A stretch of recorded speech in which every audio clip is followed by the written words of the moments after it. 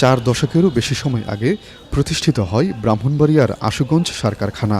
প্রতিদিন প্রায় 1150 ton urea সার উৎপাদন করতে পারে এই কারখানা। যদিও প্রতিষ্ঠার প্রথম দিকে উৎপাদন ক্ষমতা ছিল আরও বেশি। গেল বছরের 1 মার্চ গ্যাস সরবরাহ না দেয়ায় এই কারখানা থেকে বন্ধ হয় সার উৎপাদন। এতে প্রতিদিন প্রায় 5.5 কোটি টাকার সার উৎপাদন ব্যাহত হচ্ছে।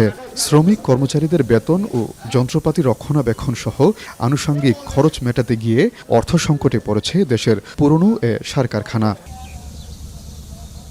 অভিযোগ রয়েছে, আওয়ামী লীগ সরকারের আমলে জিয়া সার কারখানা থেকে নাম পরিবর্তন করে আশুগঞ্জ সার কারখানা করার পর গ্যাস রেশনিংয়ের নামে বছরের অর্ধেকেরও বেশি সময় সরবরাহ বন্ধ রাখা হয়।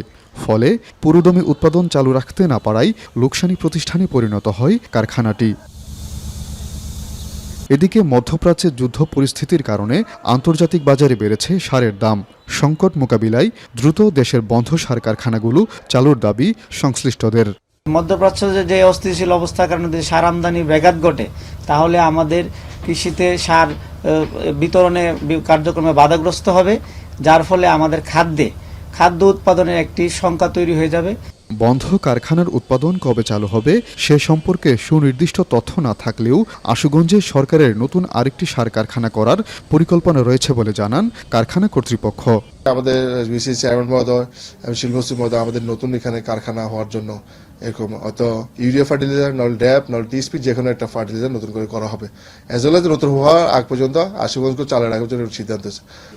নিরবচ্ছিন্ন গ্যাস না পাওয়ায় গেল কয়েক বছর ধরে সার উৎপাদনে বিসিআইসির লক্ষ্যমাত্রা পূরণ করতে পারছে না আশুগঞ্জ সার কারখানা। পুরোদমে সার উৎপাদনে প্রতিদিন প্রায় 48 মিলিয়ন ঘনফুট গ্যাস প্রয়োজন কারখানাটির।